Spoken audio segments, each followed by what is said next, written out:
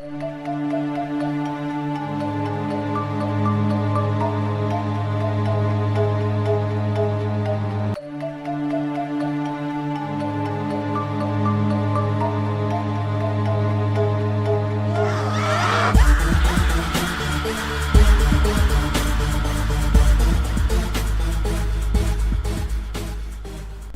we got a treat for or maybe not a treat. I don't know how you guys take it, but this is something that'll be familiar to our listeners in London, or at least some of these. I don't know if this is like a well-known thing in London or not. I don't know what the deal is, but apparently London is one of those areas where the walls between different realities is thin and things like to poke through from time to time.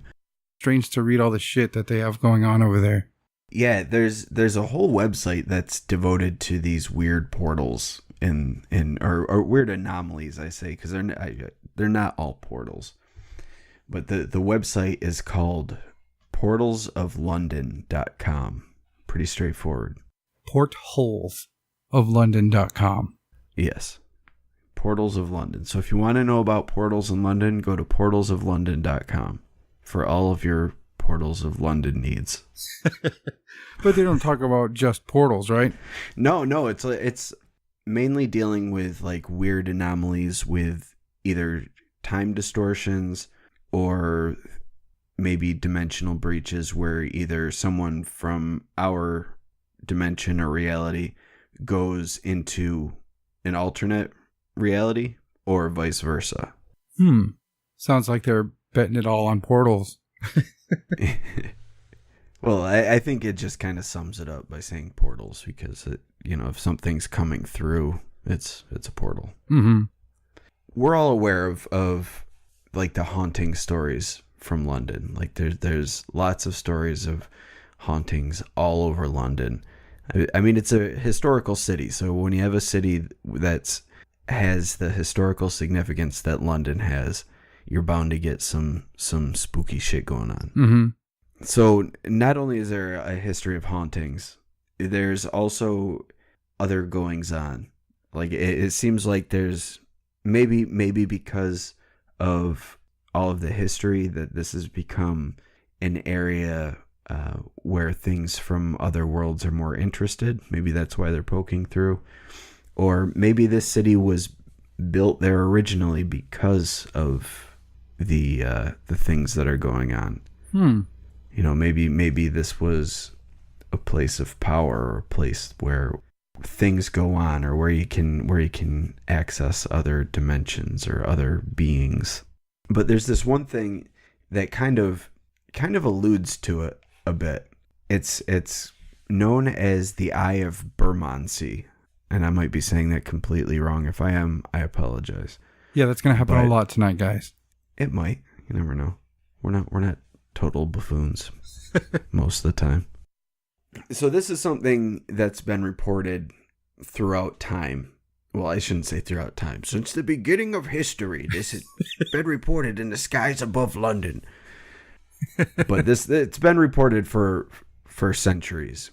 But one of the most famous ones was in 1939. September 3rd, 1939, which was the day that Prime Minister Chamberlain went on the radio to declare that Britain was now at war with Germany. And so at this point, people were starting to evacuate the city. They were finding bomb shelters or getting out of the city altogether. But one guy who was a milkman at the time, his name was Albert Evans, he was outside and he said he looked up in the sky and he saw these big inflatable barrage balloons that were floating over London. They look like giant blimps, and I guess it was to deflect bombs or act as decoys, or I don't know. But he said as he was looking at them, he watched the sky get torn open, and he said a rent opened up in the sky as if it were made of cloth. And through this tear, he saw a heavenly light, And he said the light was kind of leaking out of the edges of this tear. So for a brief period of time, it looked like there was this like mist of light that was drifting over the city. And he said the light dissipated quickly, and after about 15 seconds, the tear closed up, and that was it. But he wasn't the only one that saw it that day. There was another guy, he was a senior civil servant, and he was on the roof of the Foreign Office in London, and he was looking out, watching everyone escape from the city or evacuate or whatever. But he says in his journals that he witnessed this rift, and he said it was nothing less than the aureola of the resurrected Jesus Christ. Now, before you say anything, not the areola. So he wasn't looking at Jesus's nipples. It was the aureola, the light of the resurrected Christ. And there were other people in the area. So when this rift, or when this tear occurred in the sky, there was this area around Primrose Hill that started, a lot of the people in the street started freaking out because they saw this tear open up in the sky. And there was one resident who, according to the Daily Express, said that dark shapes could be seen coming out of the opening. So this phenomenon that's been reported for centuries, they're not all the same? Well, it is. It's all. So it started, the first written record of it, I shouldn't say it started, but the first written record of it was 1552. And what happened was there was a execution that was about to take place, and it was on Tower Hill. And right before the condemned was about to get the axe, there was this tear in the sky, and light came out. And they named it the Bermondsey Eye. But another notable one, in 1708, there was a guy named Christopher Wren who said that he saw it from the roof of the newly built St. Paul's Cathedral. And then there's a recent sighting in 1997 where someone went on an online message board saying that there was something going on in London that made them think it was a possible alien visitation, but then nothing more was said about it. So that could be tied to that as well. Mm-hmm. But there's this structure now called the Shard, and it's all made of glass. It was built in 2009, but or that's being used to explain any sighting of it that's happened since 2009.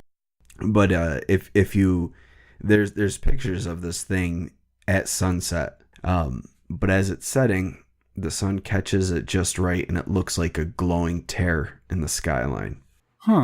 Again, this wasn't built until 2009, so that's not going to explain the older cases. Was it impressive enough to stop an execution? I don't think it would stop an execution, but I don't know if England has the death penalty or not. I'm not familiar with the laws of the Englands. But it's interesting that it's been cited since 1552. It's always very brief, and there doesn't seem to be any real significance for when it opens up. I mean, the World War I time was significant, but because they're like, hey, we're going to war. But I don't understand why that would open up, unless it was like it was a giant camera and it just took its picture then closed. It's like, all right, I got that. I got it. All right, cool. And then when the guy was getting executed, it's like, oh, let's just get a quick picture of this. Have you seen much of those videos of those cloud anomalies? And I've seen some. There's one that really is just so weird. It looks like there's this small like wisp coming off a cloud that's just like jumping back and forth. I've seen that one. That's so weird. There's tons of those, dude, and some of them are really convincing, but it is the oddest thing. So, I mean, I don't know. I'm sure there's a lot of them that seemed real to me. They're not edited in any way or anything like that. So with those modern videos, I don't know. I have to admit that could be what's going on there. Just some type of skylight reflection anomaly. Mm. Or maybe it's a portal that opens up every now and again for 15 seconds and lets some spooky things through, or sucks some spooky things back in. Yeah, I know. I was hoping like giant tentacles would pop out, or sightings of giant bat creatures just once. Yeah.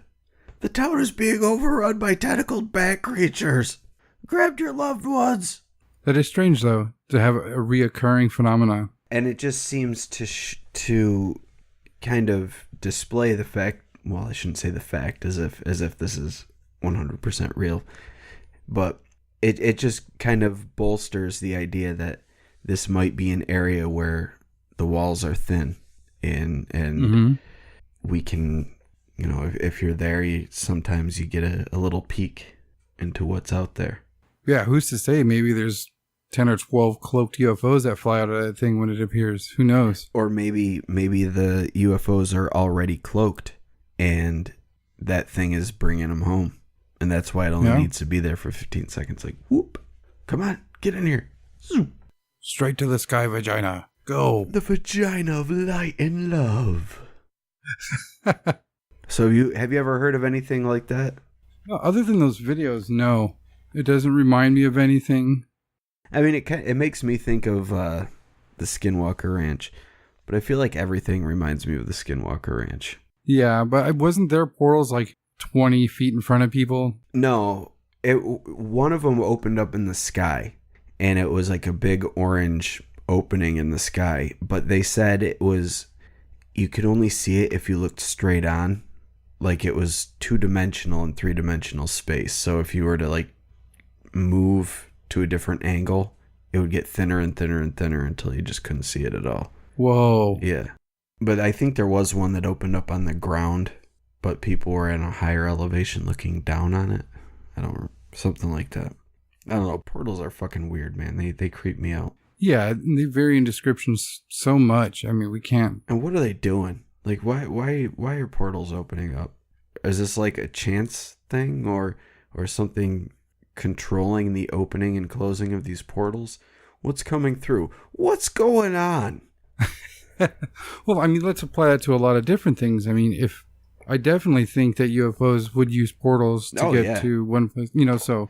And really, when you talk about portal, it is are we talking just a wormhole? Like, are they just jumping space, or is this like a real portal going to and from a different dimension? We have no idea. We're stupid fucking humans. What do you think about, like, let's say, if that's how aliens are entering our reality or dimension in our space, do you think ghosts can create portals to appear to certain people?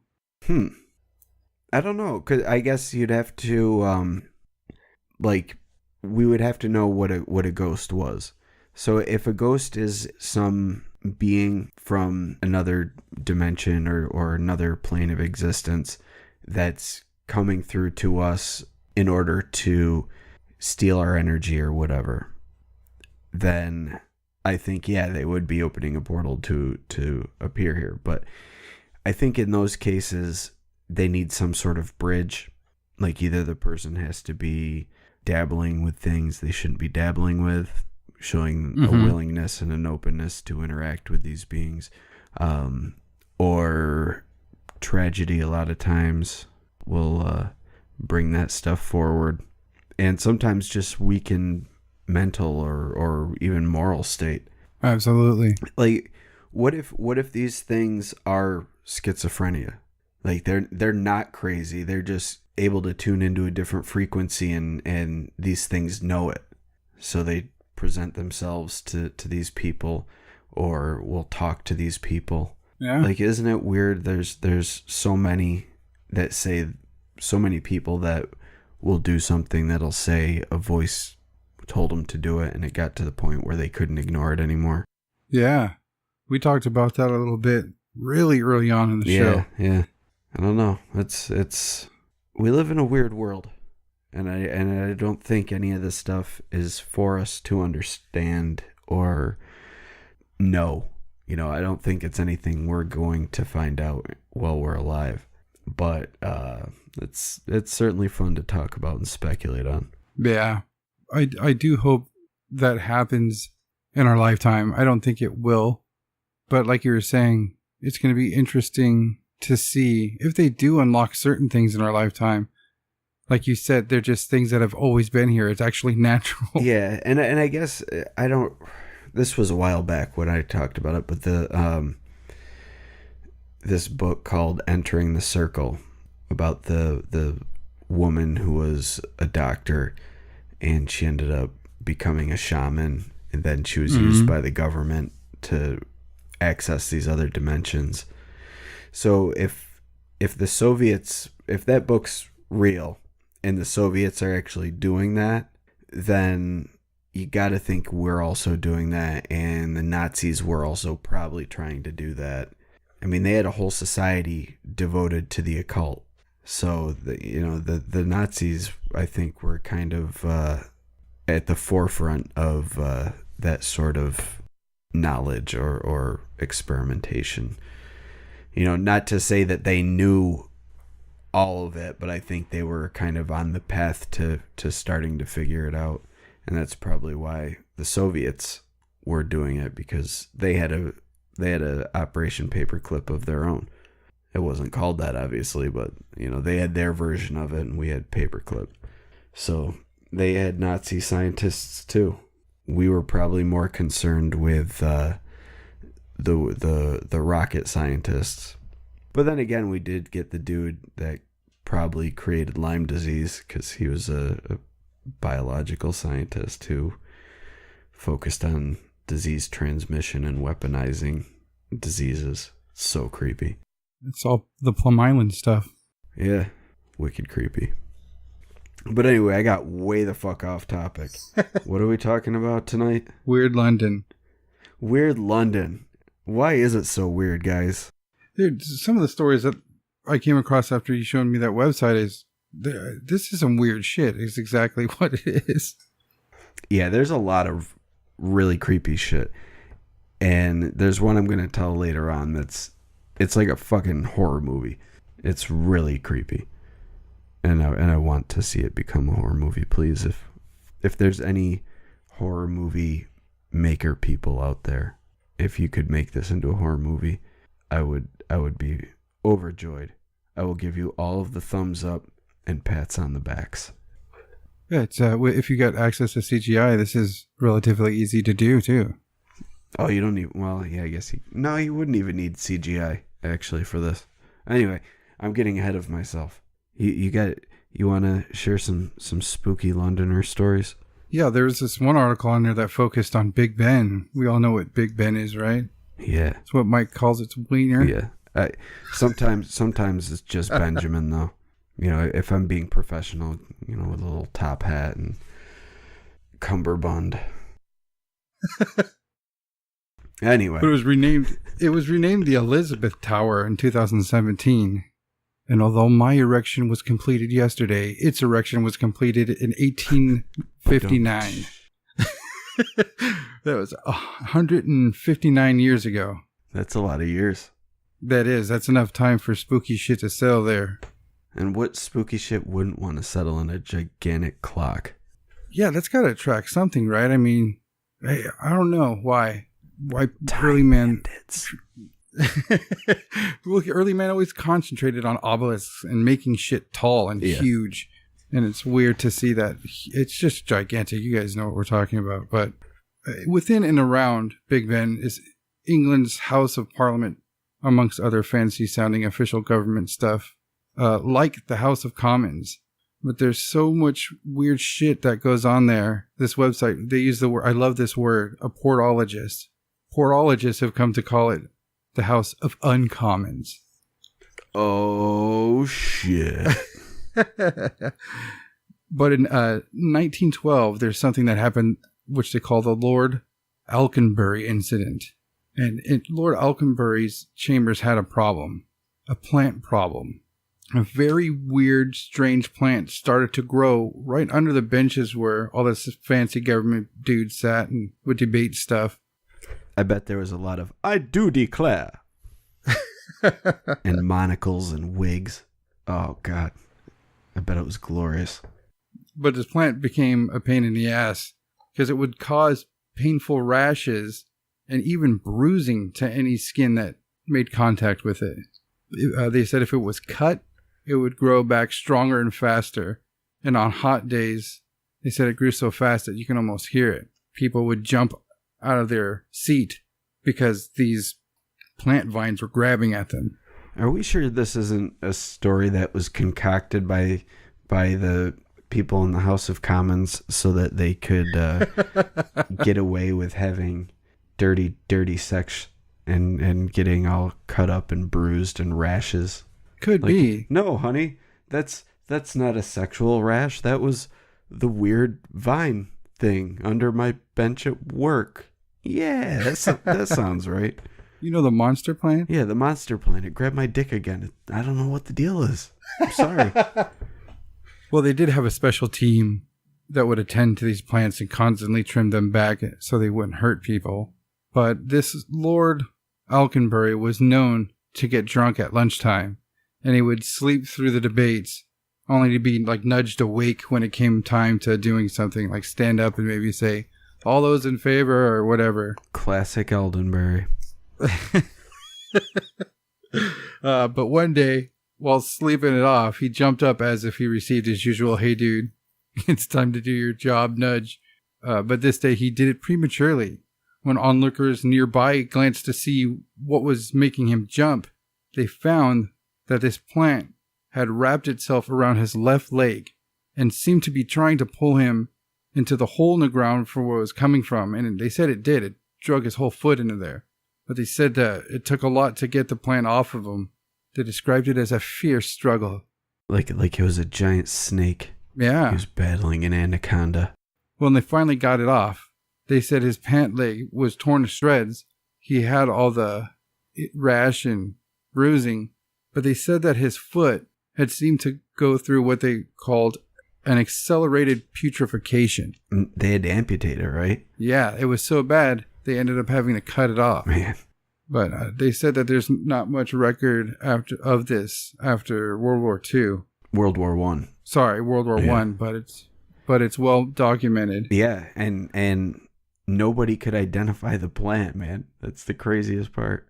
They didn't know what it was or why it was growing under the benches. Yeah, you got to think these are probably what, marble slabs that there's these benches. I think it's just wood, but still. Why is it growing under the benches? It's so weird. And nowhere else either. Yeah. No other rooms or parts of this area reported this. It was just this room. It's so weird. They also talked about this spot called the Non-Content Lobby. It was a place where officials would launch complaints about proceedings. And to reach it, you got to travel through a long corridor, which coincidentally ran along Lord Alconbury's chambers. Oh. But in 1840, a group of dudes made their way through this long corridor where they vanished. Now, for the witnesses there, they said they didn't return for 24 hours. But to the dudes who disappeared, they said it was just mere moments. There's a lot of stories like that. A lot of weird time anomalies. And a lot of them seem to happen in the tunnels under the city, like the subway tunnels. And there's reports of people working on the tunnels they'll leave one place and then just kind of, to them it's like they walk the normal length, but then once they get to their destination, people are like, what the fuck? How did you get here so fast? Mm-hmm. There's I think that I'm pretty sure on this site there's a few stories from people that worked in the tunnels that report stuff like that happening. I remember reading one about they couldn't have any watches or clocks because the time was distorted, so things would get all fucked up. So to keep track of time, they'd use egg timers. And they said sometimes they would work a full shift, but after the end of their shift, they would come out from the tunnels, come up, and realize it was still morning, but they had worked a full shift underground. Holy shit. Yeah. That's creepy. Yeah.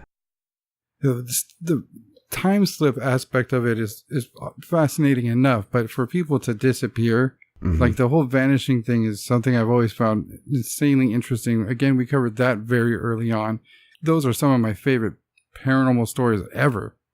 And for people to witness these guys disappear, again, which was to them 24 hours, but to the people who actually disappeared a few moments, that's amazing. I mean, they even had I don't know how to say it. They even had to write like allowances into being able to launch your complaints in a certain time. They would call them slipped peers. So if somebody had a complaint, but they couldn't because they walked to the fucking complaint office and disappeared, they would allow their complaint to still register. But another one talked about something that was pretty weird. It's the Commons Chamber. It was rebuilt in 1945 after a fire. Is that the same chamber where the weeds were growing? No, that was Lord Alconbury's. This is another place called the Commons Chamber. Okay. But like I said, it was rebuilt in 45. But from then on, reports of the ceiling and the walls blinking in and out of visibility began. What? Yeah. That's crazy. Yeah. So like they could see out of it? Well, that's where it gets weird. Some report the walls disappearing only to reveal what they described as vast cosmos, and sometimes even a much bigger interior. So the walls would disappear and it would show like a bigger building. So it would be like all of a sudden they were transported to a new building? No, it's more of like they're standing in this room, and when the walls disappeared, it showed a bigger room. Like surrounding the room they were in? Yeah. Huh. That's really weird. Yeah. That's some bizarre shit. When you first told me about it, I thought it was just about portals. I was like, well, they got fucking killer plants, man. Yeah. Killer plants and portals. Sky vaginas. Sky vaginas. Did you know that the Prime Meridian cuts through the area? No. All right, so there's the Royal Observatory, which is on a hill in Greenwich Park. This observatory has a laser that every night it shoots straight ahead to mark the Prime Meridian, which for people that don't know what the Prime Meridian is, we've got the equator, which that's latitude, and then the Prime Meridian is the center of the Earth going along the longitude. But it's just an arbitrary thing that the Prime Meridian could be anywhere. And when it was first decided in the 19th century that the global standard would be, this was the Prime Meridian, which is the zero, the starting point apparently on the longitude. But it was more like a power play. They were the strongest at the time, so they're like, no, we will have the Prime Meridian. So they got the Prime Meridian. Mm-hmm. The Prime Meridian had moved in the 80s about 100 meters to the east. So not very far, but it did move slightly in the 80s. And when it moved, it seemed like some weird stuff started happening in the park. But the observatory still does the laser there even though it's really a little bit to the east. But once they changed the designation, weird things started happening. The first recorded weird anomaly thing that occurred in the park happened in 1987. And one of the workers at the park said that they were sweeping leaves around sunrise. And as they were walking across a hill, he said he jumped from one side of the hill to the other. So what he means by jump is he was walking and all of a sudden he took a step and was on the other side of the mountain, or the other side of the hill. Oh, that has to be scary, dude. I mean, like, there's nothing to it. There's nothing that's activated. You're just there. And so he said after that he refused to even go to that area again. Good man. Yeah. And he had, soon after that he moved to a different park completely. Yeah. But there's been other weird things that have happened there. In 1994, there was a small group of people from London that were lighting off fireworks halfway up the hill. And when they lit them, there was a 2-minute delay between the time they launched the rockets and when they actually exploded in the sky. Holy shit. It was like they're shooting him into like a floating portal. Yeah. Or like a time bubble. 2 minutes. Like, think how long that is. Especially with a firework. Like, usually you light it, and by the time it hits the sky, it's exploding. That's insane. That is funny to think about. Be able to like fucking get bored, have a cigarette. Yeah. It's still fucking... It's still waiting. Still waiting. It's gonna happen. Imagine the first time that it happens. Like, you're like, what the fuck? You think you have a dud, but then 2 minutes later, boom. And then the duds keep happening. Like, what is going on? You get so pissed, and then a few minutes later, you have the fucking grand finale going off. They weren't duds after all. It was a weird time bubble. Man. Yeah. But the next one is pretty fucking creepy. In the summer of 1999, there were 3 German teenagers that were touring the area, and they got separated from their school group. They turned up an hour later. The teachers were starting to freak out, but they just recently went to the park services and had them sound the alarm. But it had only been an hour, so it wasn't serious yet. But the students, when they appeared, they looked really freaked out and they looked really tired. And they said that they got lost in an empty, dimly lit park for days. And they said that the park looked like the way a park would look at dusk, but it looked that way for days. Oh. Yeah. And then they just reappeared, and only an hour had gone by in our world. That's fucking horrifying. Yeah, isn't it? Yeah, it's really creepy. That's what always tripped me out about The Vanishing is, like, you remember the one in that tunnel? The guy got out because the windshield wipers were broke and it had started to rain, so they in the middle of the tunnel they stopped, and the guy got out to wipe the front, and his wife got out to wipe the back window. And he even said we happened to have a roll of like paper towels in the back, and when he opened the door, he looked and she was gone. I mean, it's just like there's no activation. It's like the Phantom Hitchhiker story. Yeah, it just happens. Mm. I think these kids are lucky they went to a fucking dimly lit park. Yeah, that to me, like a park that looks like it's in perpetual dusk for days, like that would be scarier to me than something that was night. You know, just you walk out and it's nighttime. Oh yeah, dude. Look, it's just a little bit of light, but it's all gray. No one's around. We fucking entered Silent Hill. Yeah, totally. Scary as fuck.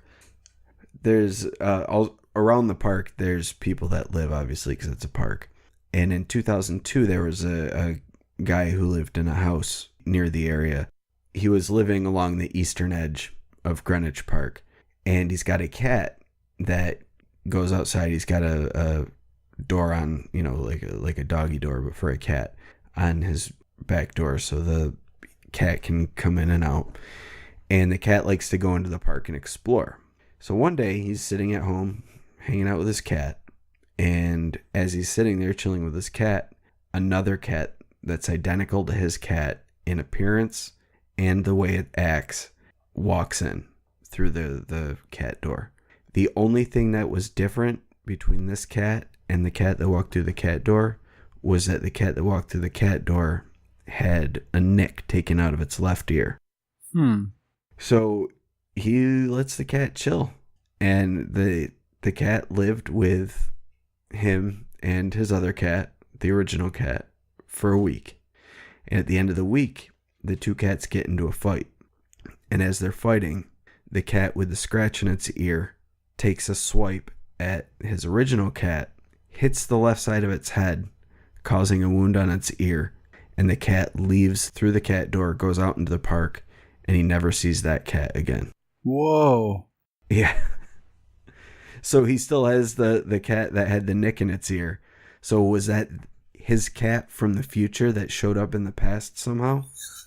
Time cat. Yeah. Like, that's so weird. That is fucking weird. Yeah. Another thing that happened that was similar to the German teenagers occurred in 2006. And there's a Canadian couple that was walking in the woods below the Royal Observatory. And they said they kind of separated off of a crowded path, and all of a sudden they entered into this really dense, dark wood.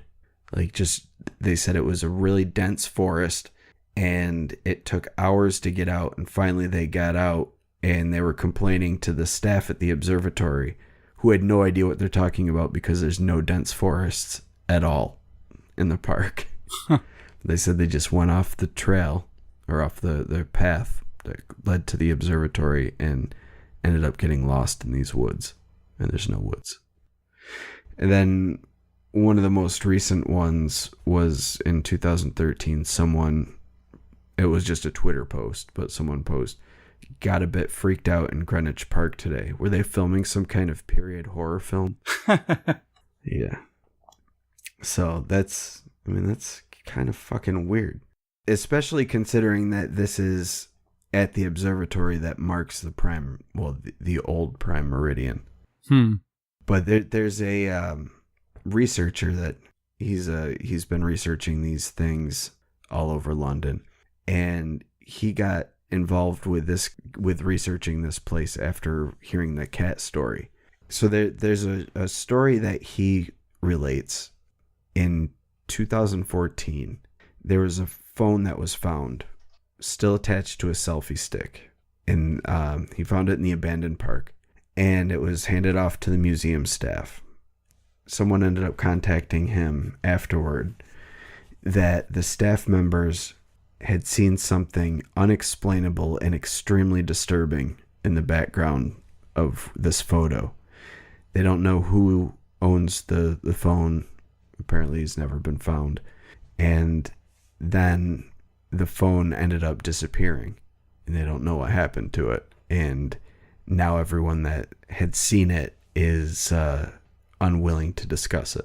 But I mean, there's not really much information to go on. It's just like one of those, it sounds more like a urban legend or something. It does. And with all the weird reports coming out of there, that's one thing I'd love to hear about, is if there's anybody that lives near this place.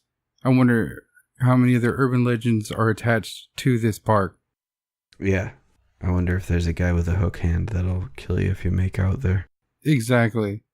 Or if you're pulling into the park and someone shines their high beams on you and you shine them back, they're going to follow you into the park and murder your face off. I don't doubt it. Face murder. All right, but so I don't want to give everything on this website away. You guys can check it out and make up your mind. But there's the weirdest story that, at least to me, is the Stoke Newington nursery vanishing. Sounds promising. Yeah, it's so weird. All right, so there is a cemetery called Abney Park Cemetery, and it's one of those. It was a cemetery that was built during the Victorian era, and it was built to house, I guess at that point in time, the amount of dead people were too much to deal with, so they built this to put some of the dead people in. But it's kind of unused now. Not many people get buried there anymore, and the plant life is starting to take over. So you can look up pictures of it. There's a lot of trees and bushes and weeds, and parts of it look like it's like the middle of the forest, and there's just some graves sticking up. But there's one grave there belonging to a little girl named Alice Mayhew, and she was 6 years old when, well, on the gravestone it said she was 6 years old when she died. Her father was a local businessman, and he put out in October 1882, he put out word that his daughter had died, and they had a quiet funeral, and they buried her in a secret location in this cemetery. And because he was just a businessman, he wasn't very important. You know, he was kind of low status, so there wasn't much of an investigation that took place. But apparently, she didn't actually die. So there's rumors about what happened. Some people say that she died and was just buried there. No big deal. Some say that she never left the house and she was killed in the house and hidden there. But then there's other people that think she's still alive somewhere and that the whole thing was fake. But there is a story based around this wallpaper that she had, that she died because of arsenic poisoning, because there was arsenic in the nursery wallpaper.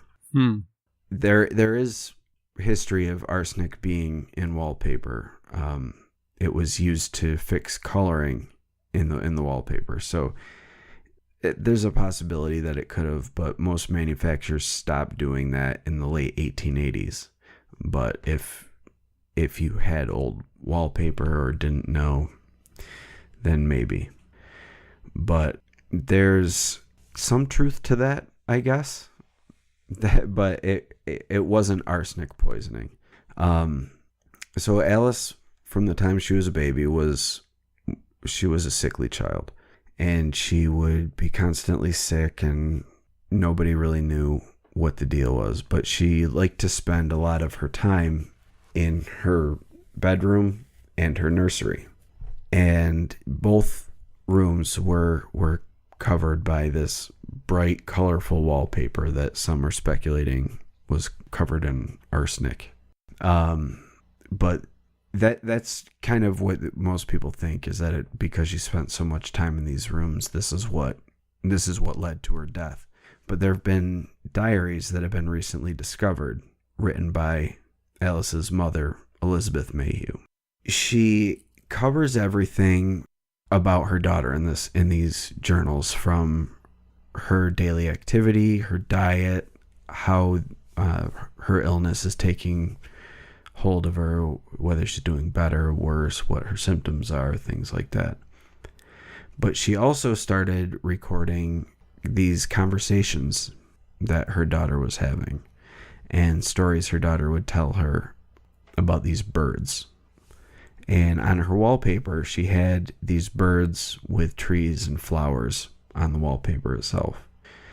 And she would always talk to her mother and tell her about the birds, and the birds would come to visit her.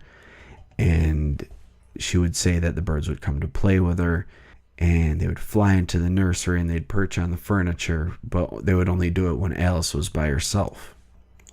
So on the website, they actually show a picture of the tree, just a little piece of it, but it's a bird perched on a tree with all these flowers around and everything. But as time wore on, the birds began to really kind of start to, I don't want to say control Alice, but she became obsessed with them, and she would have dreams about the birds and say that the birds would talk to her, but they wouldn't speak to her in English, but they would speak to her, and she would be able to understand, and she would be able to talk to them. And it got to the point where she used to enjoy taking walks outside with her mother, because for so long she was in her room because she was sick. So she would enjoy going outside, but it got to the point where whenever they'd go outside, she would just want to go back into the nursery. And she'd ask when they could go home. And later on in the journal, her mother writes, "The business of the birds in the wall has become an unhealthy obsession. In truth, it is quite distressing. Not only does Alice talk to the birds, she tells me with great sincerity that they talk back. Not with our words, Mama, but they talk to me." And that's directly from her journal. Whoa. I think it's interesting that she refers to them as birds in the wall, not birds on the wall. Yeah. But as time began to go on, Alice's health declined. And she starts to obsess over these birds even more. So her father and mother start talking about maybe covering the wallpaper up with different wallpaper. And her mother writes in another passage, William thinks me most childish, but I am sure the thing to make Alice well again is to paste over those God-forsaken birds. It's hard for a mother to say, but she frightens me. My daughter frightens me. She is now in constant whispering communications with the creatures, and becomes secretive and irritable if I dare to ask what they speak of, and she is turned on me. I don't like it here, she says. I don't like you. I want to play with the birds in the wall. And so eventually they get her walls repapered. And once they repaper the walls, Alice's health starts to improve. And her mother wrote, my happy, interested little girl has returned. Time goes on. She faces, she's getting better, talking less and less about the birds. But the final entry in Elizabeth Mayhew's journal talks about a nightmare that she had that woke her up in the middle of the night. And she said it was a nightmare about a flutter of wings. And she runs down to the room, her daughter's bedroom. No one's there. So she runs to the nursery. No one's in the nursery. But down the middle of the new wallpaper is a huge tear. And at the edges of the tear, the old wallpaper with the trees and the birds are there. And nothing else was written. So I don't know if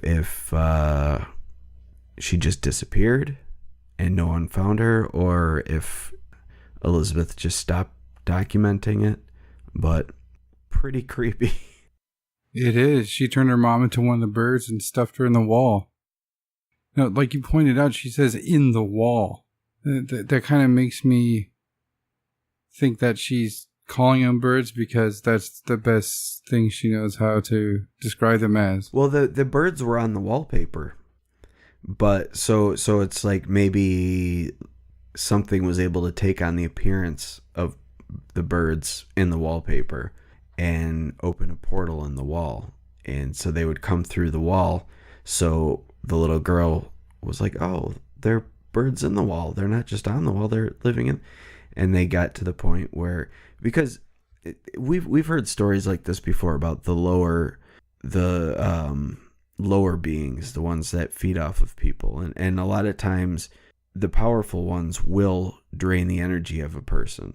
And they'll make people get irritable, and you know, it's almost like possession in a way.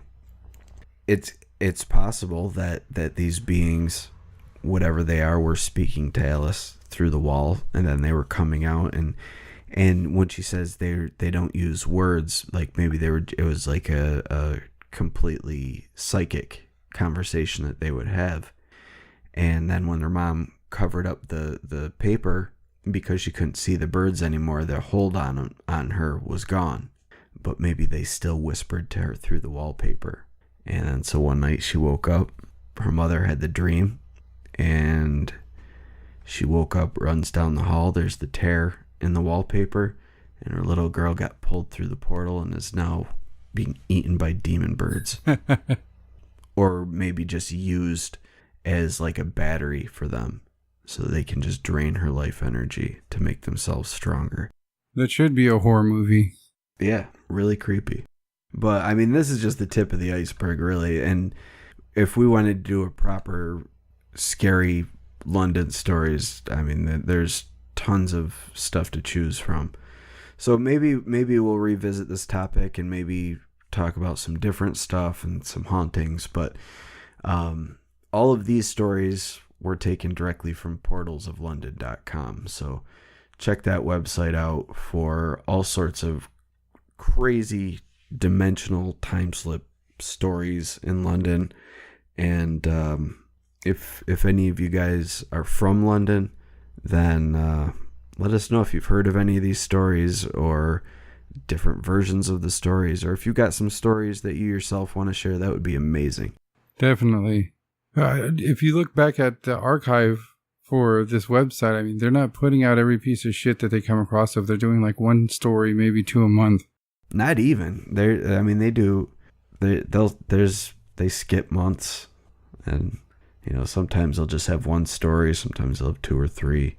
But yeah, it doesn't seem like it's just any jackass writing in being like, hey, I got pulled in to a portal, and when I came out, my pants were on backwards, and I found out that crisscross was still a thing, and it was 2018, but crisscross is alive and well and still making music, and backwards pants are still in, and it was really weird. And then I came back through and I realized that I live in a world where crisscross is no longer a thing. That'd be the worst portal of all. I mean, there's probably worse portals. I mean, you could go to a room with a moose. Limp Bizkit is still around. You get teleported to Fred Durst world. Oh, shit. Yeah. So, have fun with that. Thank you for listening to the Whatcast. You can find us on Twitter, Instagram, Facebook, iTunes, and YouTube. Enjoy the podcast. Get yourself a Whatcast t-shirt or a sticker pack. Who was that dude on that one episode? Try the links in Homie's page. All this and more can be found at www.thewhatcasters.com. Thanks again for listening and have a great week.